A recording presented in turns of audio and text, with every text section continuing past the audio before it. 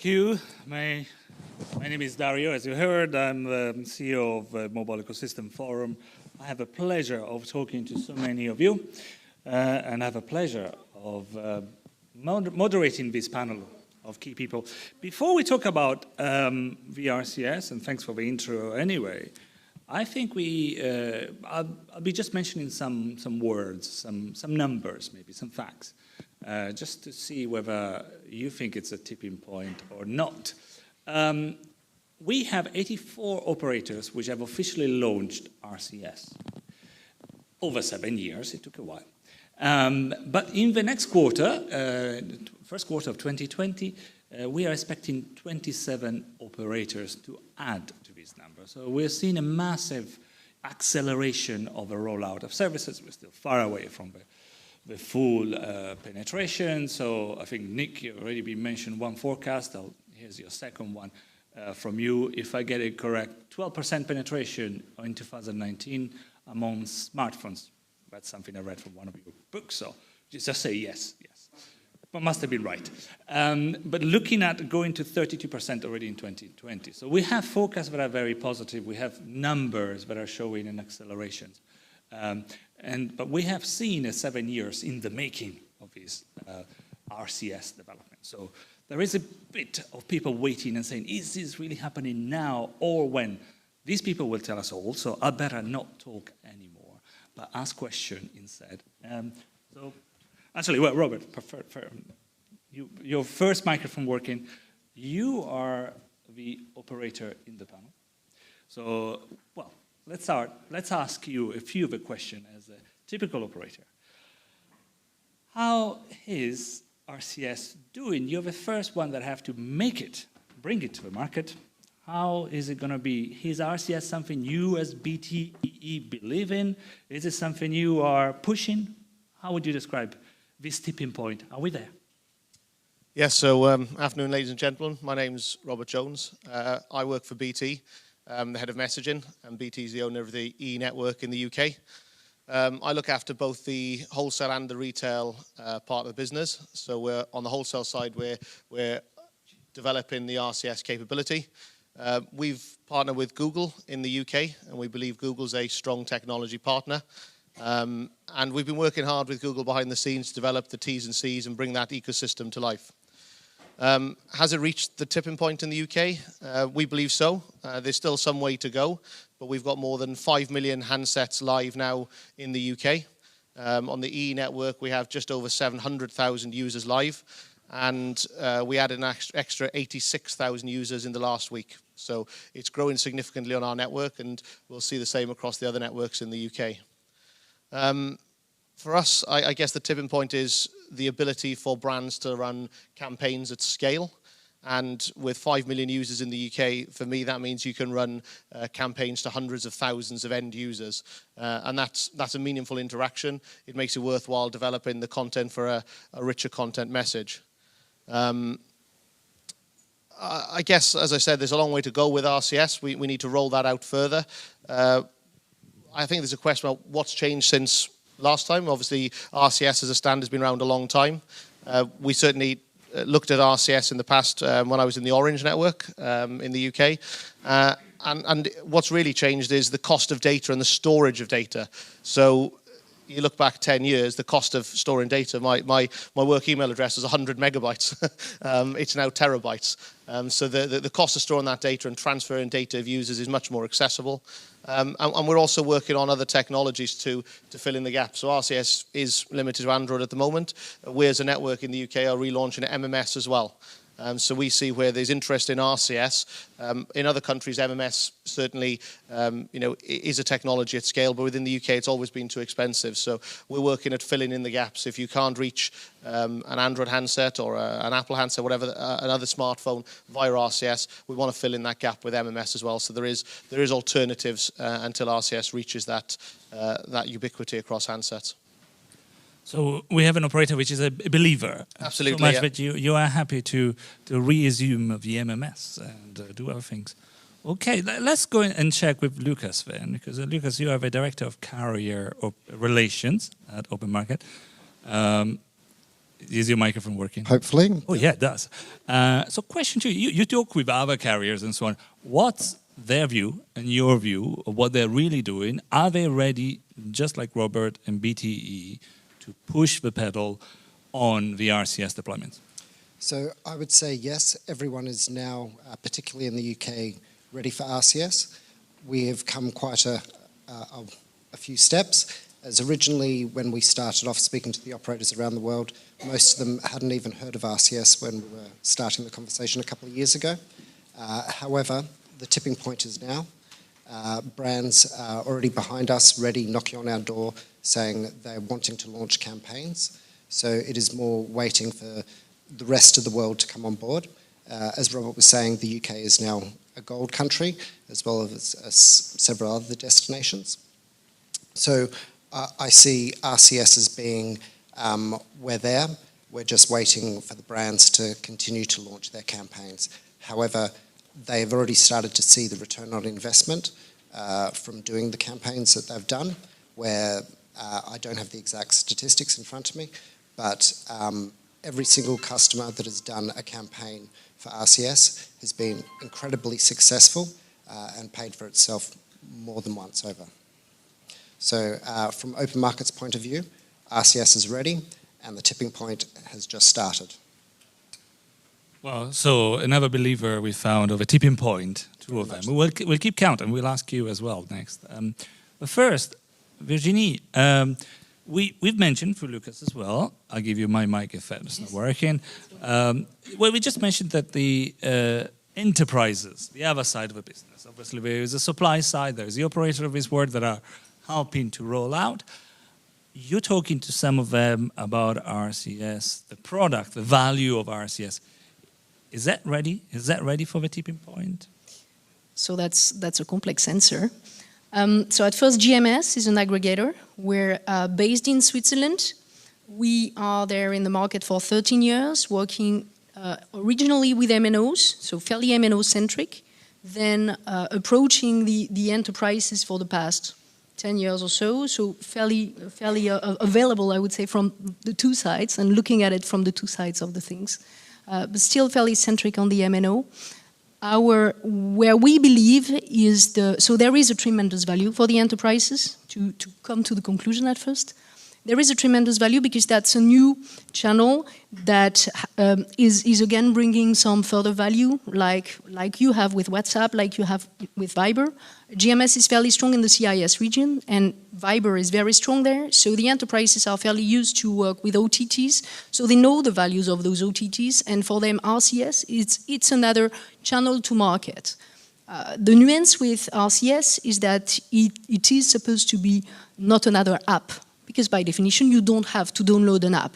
And that's one thing that many of the MNOs didn't get.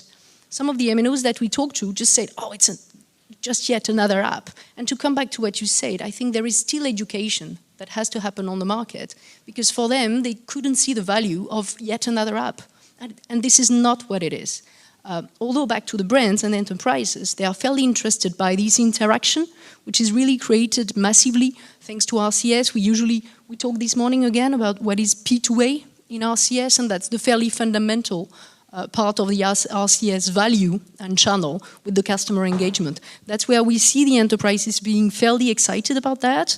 The challenge is always to get the two faces of the coin together, making the MNOs interested, available, and the enterprise is interested at the same time. That's the challenge, and this is where I strongly believe that aggregators like Openmarket, like us, like many other players in that room, are really key to that, to enabling that, to facilitate, to remove that complexity for the MNO to come into RCS, because they will not come into RCS, and especially into the business messaging, if they don't see a value into that, real money, and that real money, we can bring that thanks to the enterprises customers that we have. So back to that, yes, I believe, but as long as we are all working towards that. So it's not, we should not stand back and just wait for the operators to implement something very heavily and very expensive for them. We need to help them to make this happen. Fantastic. So I'm sure the operators will love you too for that. more of a tough or of a good love later. Lucas mentioned something. You mentioned the gold countries. Fair enough. Well, let's ask you. Do you know what are the gold countries? Raise your hands. Don't be shy. Oh yeah. Well, No, we were talking about the education. Exactly. I think we might have something to do here as a start. Let me tell you what I know about the gold countries, and somebody stand up and correct me as well. So GSMA has coined the term of a gold country, a gold market, where operators of let's say the large majority, if not all of the operators, are really fully supporting RCS. Currently, it's like counting the seven dwarfs here. I always miss one, but we have at least 6 of countries, including, well, US, kind of, Japan, Canada, France, UK is next. Anything else? South Africa? Interesting that it's a team from Google telling us Mexico is a question mark. Yes. And Brazil coming next. Okay. Fair enough. And more to be soon to become. Well, one of those is UK. Nick from mGage, I'd like to ask you how it is to operate. mGage is a global communication service provider, but also have got strong roots in here. How is it to be in a now gold country? You're now strongly operating UK. What's the difference? Is it really working this big scale up? Thanks, Dario. So yeah, Nick Millward, head of the business here in Europe. So we have a North America business and European business, but centered here in London. I think we talk about the tipping point, and slightly to probably counter to the people on my left and right, I don't think we're quite there yet from our experience. Yes, the UK is a gold country, but I feel from the conversations that we have with our clients, we have with new prospects, big brands out there, we're still doing the pushing really at this stage. I think when we've reached the tipping point, there'll be a pull from the market instead. And I think that's the difference right now. Yes, it's going, but we're doing relatively small trials with certain brands that are kind of, I guess, the leaders in this space.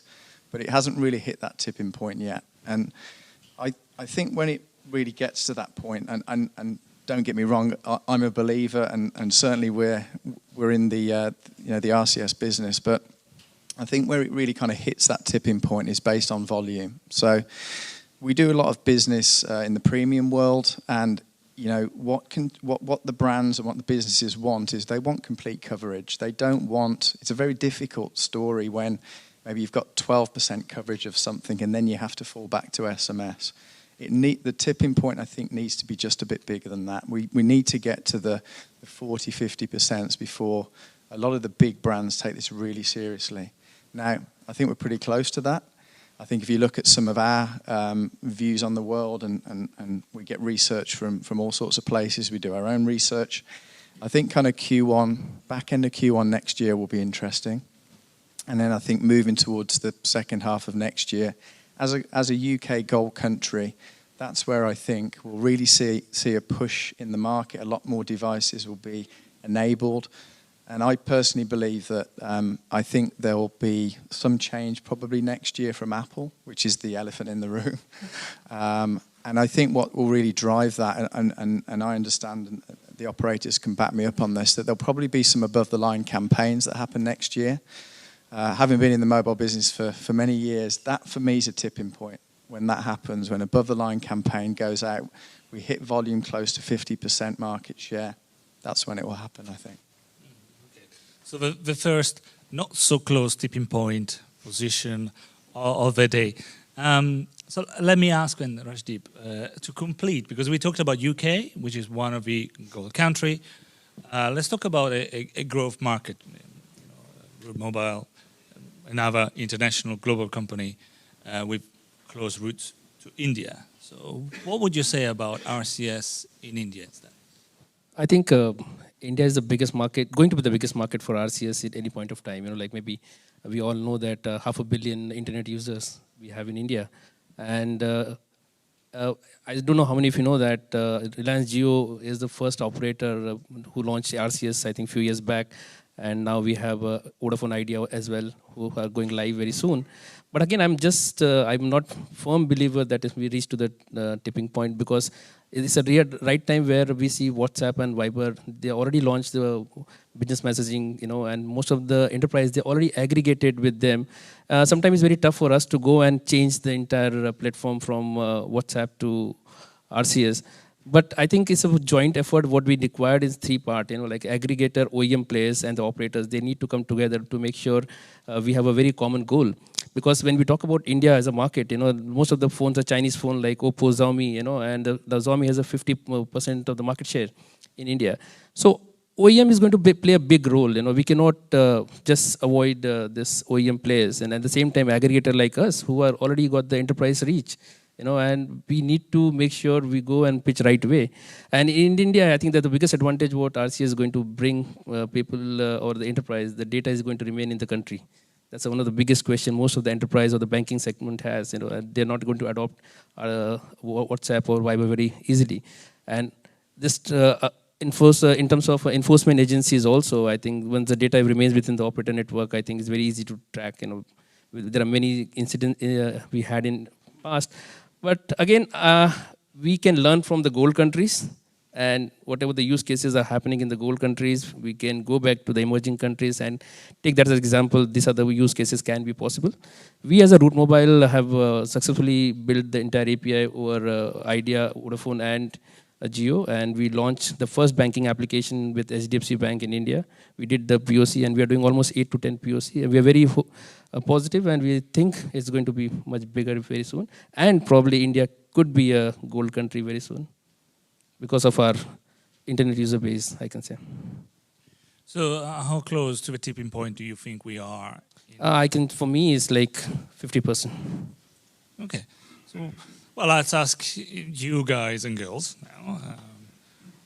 Do you think we are very close to the tipping point? Meaning, if I hear for some of you, how are we going to see massive uptake of RCS next year? Define yourself massive. Yeah, do something. Raise your hand now if it's 2020, the big year for RCS. I need to stand up and see. Don't be shy. Keep it up. We'll keep the names. Yes. Ooh, okay. I see 5, 6, 7. Okay. Let's move to 2021. Raise your hand. Do you believe that 2021? I would say that 2021 probably has got it. We are seeing. It's a bit of double voting that I see happening. But every year is a good year for RCS. I get it. Yes. Okay. Let's try then 2023 onwards from now on. I wouldn't say it's more, but is a considerable number of people. 6, 7, 8, 9. Okay. So, are you surprised by that? So, I think the real question is when will Apple be ready? Because in a lot of mature markets, like those gold countries, everything will depend on Apple and how Apple will react. The elephant. But that's basically where I really find that we have the same view on that. That for us in our developing countries, Apple is not that important. That's the other way around. The Android smartphone penetration is so big in the countries that we serve that in fact it's not a blocking point at all. Mm-hmm. And what you guys perceive from the golden countries is not an issue for our markets. So let's talk about the famous elephant in the room. Let's talk about the fact that Apple is waiting on the side. Well, these sometimes, eventually, we've seen them accepting some technologies. RCS is also part of a definition of a 5G device. So does that mean that it is going to happen? Does it mean that Apple will support RCS at some point? Yeah, I think, to be honest with you, they are going to, because they cannot just survive with a walled garden kind of mechanism for so long. If you see their Apple TV and Apple Music, they have collaborated with other teams. And if they want to make sure their user get a better experience, and better engagement with other users, it cannot be just Apple to Apple iMessage. There's a whole 85% of the market which is Android. So if they want to make sure that everyone interacts with the same kind of messaging experience, they have to. in coming years. And just to go back to what I was saying before about that tipping point, potentially if there's above-the-line campaign going out next year, imagine the scenario that the messaging is, we've got this fantastic new messaging system, locked down, super secure, whatever the messaging is from the operators and Google. But by the way, Apple don't do it. I just can't see that happening. I think that to go out there with that type of campaign and show Apple as an inferior product, I just can't see it happening. So I think at that point, I think they will naturally have to join the party. I'm not so sure about that. I think that with Apple Business Chat as a competing technology, I guess you could say, it doesn't really matter if Apple takes part or not, as it's our job in the ecosystem to make sure that whether it's RCS message or an Apple Business Chat message, that it gets through. Yes, some of the rules around how the end user interacts with it are slightly different, but I believe that over time that will change, and it won't matter.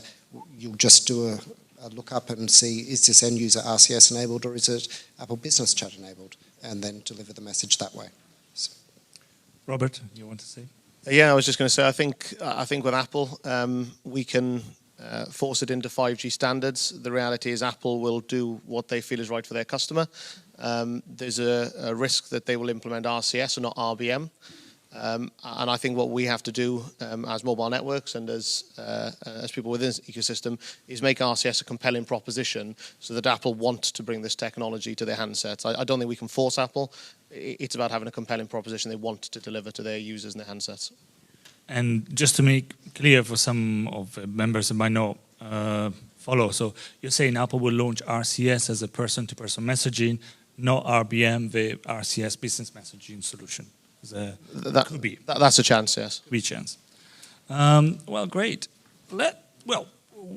So we will see whether it's a push or is a pull mechanism from the consumer regarding Apple. Obviously, dynamics is very important. I would like to ask about, I shouldn't call it the big elephant, definitely it's in the room. What do you think of Google, which has been a fantastic support, personally I would say, to the RCS in terms of putting it back on the map and so on. But Google is a very big player, and some of the ecosystem players are sometimes have got different opinions. Do you think that Google is currently helping the industry? Is it happening? Anybody? Yeah. Go ahead, Robert. We've chosen Google as our technology partner. That was a decision we made at the beginning of the year. We believe that there's a native integration to the Android handset, which is positive. Strong controls within the admin and the spam controls, so really good user experience. And we found Google a really easy partner to work with, I guess, because there's the technology side of it, but there's also the business rules. And we've worked a lot with Google over the last year, talking about terms and conditions, the regulations around it, how we can work together to make sure that the UK in particular, we don't put too many rules around what you can and what you can't do with SMS. We tend to make sure you're not doing fraudulent activities and sending phishing messages and spam.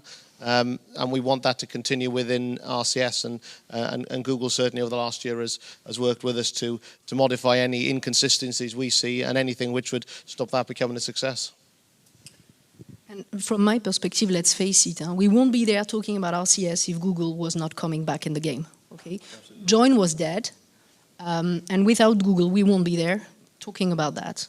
This being said, could Google be perceived as a threat, as a competitor for people like us? Potentially, but I believe what Google is they're vastly interested in making sure that they increase the community of the Android users, they improve their customer experience. So we have the same goal. The goal is that the ecosystem is going to embrace RCS. That's what their goal is. So for me, that's crystal clear on my side on where we stand with Google. And I think in the UK we're in a good situation where Vodafone has its own platform, EEBT is working with Google, O2 is working with Mavenir, so you've got a lively ecosystem of partners there. It's not, a one-horse race. I think just to add, I think it's a great initiative of Google. I think they're engaging all the three parties, whether it's a partner, whether it's OEM and your operator. So I know they're having calls every week for webinars every week for OEM. Then there's a for operator and the partners like us. And I think whatever initiative we have reached in the last 2 years or 1 year, I think it's just because of Google. I think I give my 100% credit to Google to make us at least to come in this part to start working on RCS piece. Fantastic. I hope that's a very good intro to the next presentation. So we're going to be hearing from Google himself. So, but it's also a part of the other side of the questions. We might not have official support from Apple, but there is a very big involvement for another big ecosystem player, such the Android world and Google. So there we go. So let's stay for one more second on device and ask you whether we, device-wise, you think that everything has been done and we are ready on the tipping point. I mean, take away the Apple question right now. Are you overall happy and positive on devices for RCS? I think there is going to be a period of time, and that's where we're seeing the rollout at the moment. Some of the older devices aren't on the right software versions. We know that Android users they don't use the latest version as often as Apple. So there's a mixed ecosystem out there. But as we move into next year, handset renewals, there's probably a 18-month, 2-year period of software releases, people upgrading their handset, so that absolutely every Android handset is compatible. So we're talking about a bit of a lag system. Some of the things will have to be cleared for the system itself on the devices. Fantastic. Time for, unless somebody else wants to comment, for me to open for the first time so for questions to you. I have more, but I shouldn't be greedy. So let me stand up so I can see all of you. Do you have some more questions or first comments to our panelists? No? Oh, you have one. Please, do we have a microphone or... Just you can shout for us, we'll hear. This is a question for Robert, actually. You mentioned that you would be relaunching MMS to fill in the gap to the non-RCS users. What does that entail from your side? I think everyone in the room probably knows that MMS was not as successful as it could have been. How are you going to go about relaunching it and trying to generate more interest in it again? Yeah, so luckily for us, it's actually a relatively easy project for us as a network. For anybody that doesn't know, EE is the combination of the Orange and T-Mobile networks. So we're probably one of the few networks that has significantly invested in our SMS infrastructure and MMS infrastructure in what might be the later years of the technology. So for us, there was 3 barriers in the UK. So there's throughput in the network. If you compare it to SMS, we have a pitiful throughput for MMS. The wholesale cost was purposefully high because we didn't have the throughput. And then there's the handset database, which understands whether you've got a MMS compatible handset or not. That the technology takes care of the handsets. The wholesale cost, that's something again that we can fix ourselves. And actually, we as a network send tens of millions of MMS a month to our own base. So behind the scenes, the throughput issue has also been fixed. So what we need to do is open up that capability to our partners to sort out the price. So like I said, it's not, when I say easy in terms of a network still takes several months, don't get me wrong, but I'd hope us to have a proposition launched the next 3 to 6 months as we move into, post-MWC, I guess, certainly the second half of next year, we should have MMS relaunched, and it's up to people if they want to send MMS, I guess, but we'll have an offer available within the marketplace. Here we go. We got a tipping point for MMS and RCS, 2 for 1 in the conference. Incredible. Any more questions? I think you're probably warming up. Please, would you? In the trials that you guys have seen for RCS so far, you've got, all kinds of brands out there. You've got retail, you've got restaurants, you've got airlines, you've got hotels, you've got conferences. Where are you seeing, and sort of what vertical sectors are you seeing the most interest in RCS so far? I can probably try and answer that one. I think the customers that we've interacted with in the main are the verticals you mentioned there. I think retail, banking, charity has been another big one, because I think it lends itself very well to the messaging that we see on other media with charity. I think the other interesting area is TV streaming businesses. Those are the main ones. Probably utilities, businesses, and I mean kind of delivery companies, because I think this kind of two-way interactivity you get obviously through RCS when you're trying to change a delivery time lends itself really well to that. So those are the main ones. But again, I think what I'm seeing with our client base, it's down to the individuals as well, because we see really good use cases with certain brands that we know will work quite well. They'll get a good ROI. But if the individuals aren't kind of the thought leaders, I suppose, it's more difficult to move it forward. So I think we're finding that certain individuals, we know that will just want to become early adopters with this. Any other taker?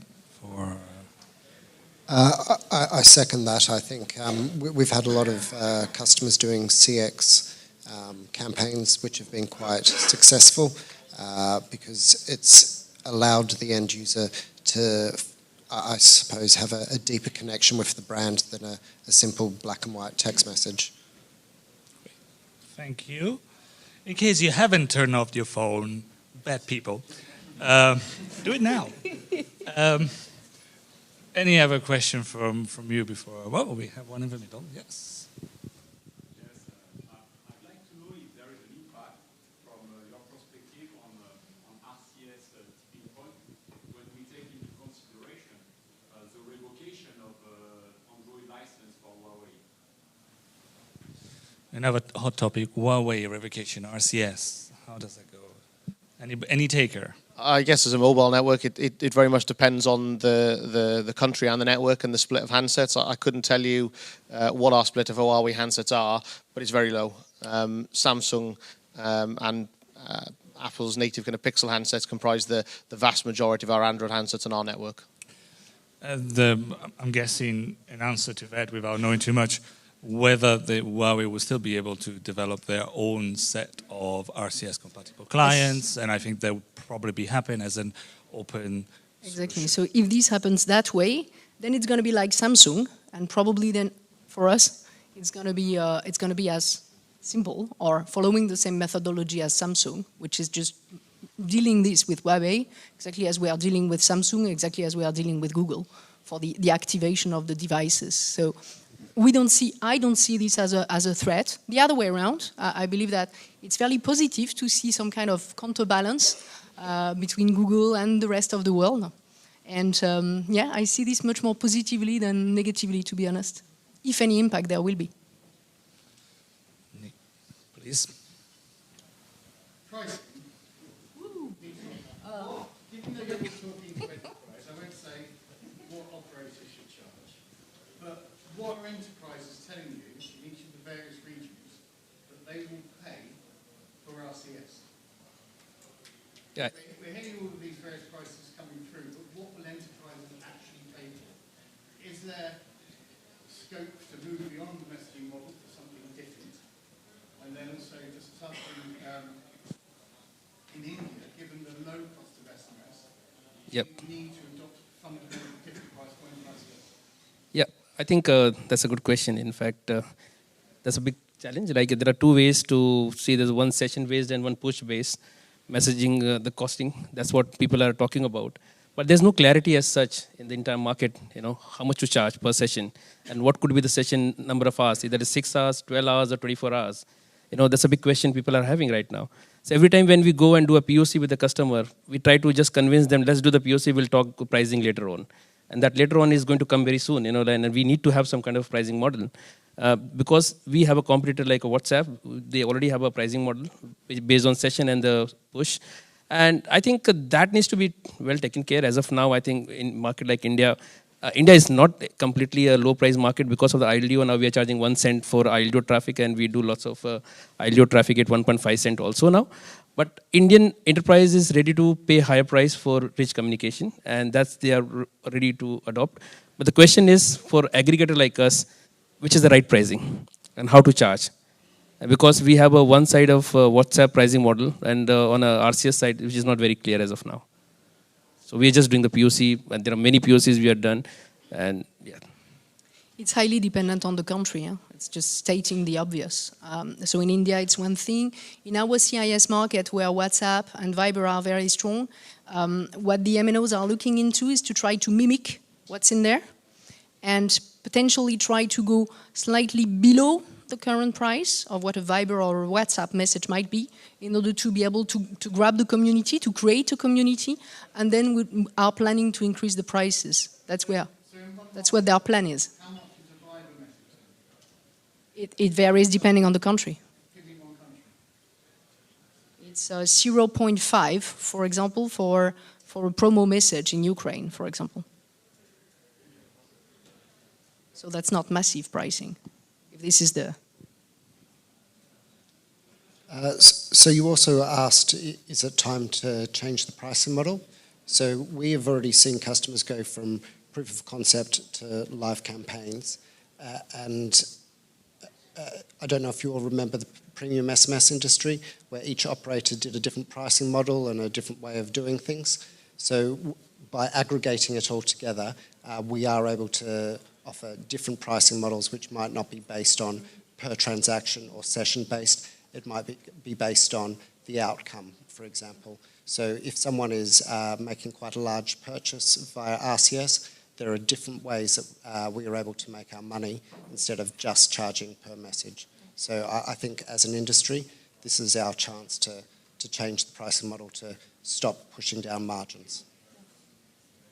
Great. And after commercial models, well, a question over there. So what's the impact of operator interoperability on the success of RCS? How far away do you think we are from that being solved or an issue? Just to answer your question, I think that's a big problem. Like if you are using Google, you're using Wait or Mavenir, so there are 3 different API integration. For an aggregator like us, you have to build 3 APIs at the same time to cover the entire market. And that needs to be actually come as a concept of hub. And that's what we are expecting at some point of time. We will have a single hub where we can do on-net and off-net. And that point of time, interoperability will play a big role, and that's what we are all waiting for,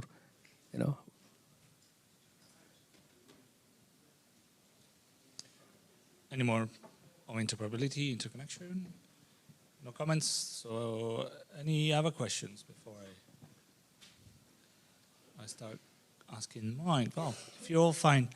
Well, first question that comes from the news. Last Friday, I was reading an interesting article from Vice magazine on security, in that there is an announcement that there's going to be some information about bad implementation of RCS. So standard-wise, not much of an issue, but some people are not doing the right thing security-wise. Is that going to be one of the reasons why the tipping point might be coming back? Is security an issue? Are things really okay? And that piece of news was a bit of an exaggeration. What will be your take on security in RCS right now? But I think it's a too early adoption, and there can be issues, and I know people are going to fix it, And we can't just say that everything is foolproof or secured right now. But again, it's a very new thing. People are still trying to build. But again, whenever you're selecting an enabler, you make sure the person has a previous experience of making sure they have the right implementation. There are certain guys like a WIT, we know there is a Webineer, So they do have a past installation, past kind of implementation. But I know these issues which has come with the larger operator in UK. And somehow I know GSM is going to play a big role to understand exactly what has happened and why this issue has happened. And probably since GSM is involved and Google is also involved in this kind of thing, we might come to some kind of conclusion. And we may face another problem in coming days. We can't say that we are 100% secure. So again, it's a new thing. So, yeah. But overall, we would say that RCS is secure. Would you say that?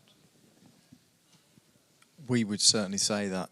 Currently, yes. I think it's a key selling point as well, because if in the ecosystem we really set it up in the right way such that nobody can spoof being a business, then you have a very, very powerful proposition there.